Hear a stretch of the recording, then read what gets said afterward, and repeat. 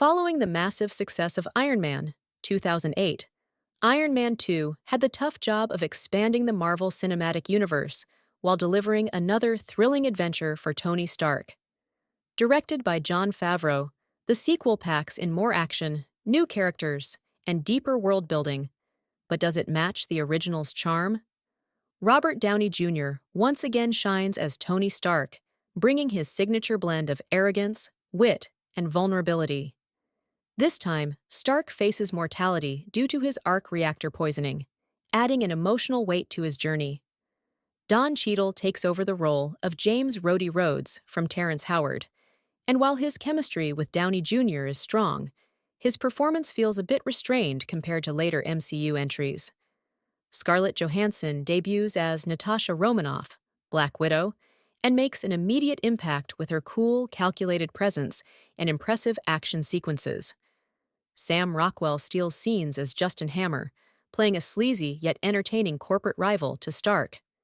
Mickey Rourke as Ivan Vanko, Whiplash, starts off intriguing but becomes disappointingly underdeveloped. The film opens with a thrilling Monaco Grand Prix battle, where Whiplash makes his fiery entrance, slicing through cars with his electrified whips. The War Machine and Iron Man tag team fight against Hammer's drones is another standout, showcasing high-powered combat with explosive results. Black Widow's hallway fight sequence is brief but memorable, proving she's a force to be reckoned with. However, the final showdown between Iron Man, War Machine, and Whiplash is underwhelming and far too short, lacking the tension that the film builds up to. The War Machine armor in Iron Man 2 is a fantastic adaptation of its comic book counterpart. It maintains the bulky, militarized look from the comics while updating it with a modern, practical aesthetic. The shoulder-mounted weapons, dark gray color scheme, and heavy artillery all align with the comic book version.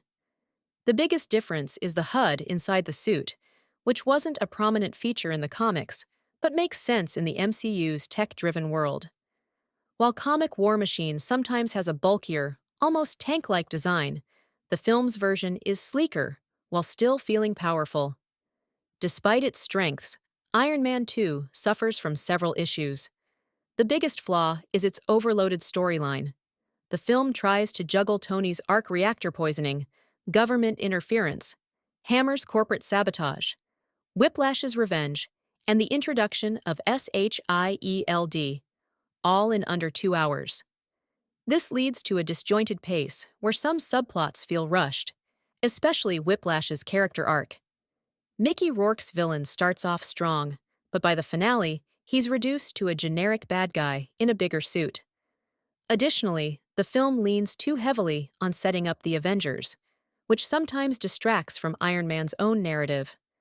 For Marvel fans, Iron Man 2 was exciting because it expanded the MCU, introducing Black Widow and giving more screen time to Nick Fury, Samuel L. Jackson.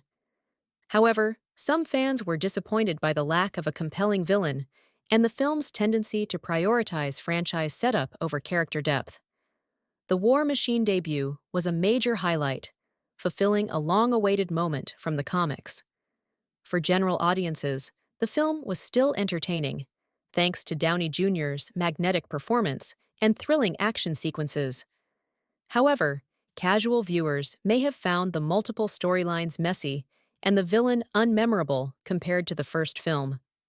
While Iron Man 2 delivers solid performances, fun action, and a great War Machine introduction, it falls short of its predecessor due to a cluttered script and an underwhelming villain payoff.